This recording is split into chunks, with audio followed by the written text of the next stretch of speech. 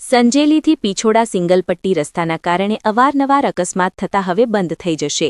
સંજેલીથી પીછોડા જતો સિંગલ પટ્ટી રસ્તો હવે ડબલ પટ્ટીમાં ફેરવાશે, જેથી વાહન ચાલકોમાં ખુશીનો માહોલ. મંત્રીએ જણાવ્યું કે આ નવીન ડબલ પટ્ટી રસ્તો આજેને આજે જ ચાલુ કરી દો. સંજેલી તાલુકાની વર્ષો જૂની માંગ સરકારે સાંભળી, લોકોમાં ખુશીનો માહોલ સર્જાયો. ગુજરાત રાજ્યના માર્ગ અને મકાન વિભાગ રાજ્ય હસ્તક સંજેલીથી પીછોડા રોડ તથા જૂસણી ગલાનાપડ માંડલી એપ્રોચ રોડનું પહોળાઈ તથા મજબૂતીકરણના કામનું ખાતમુહૂર્ત કરાયું.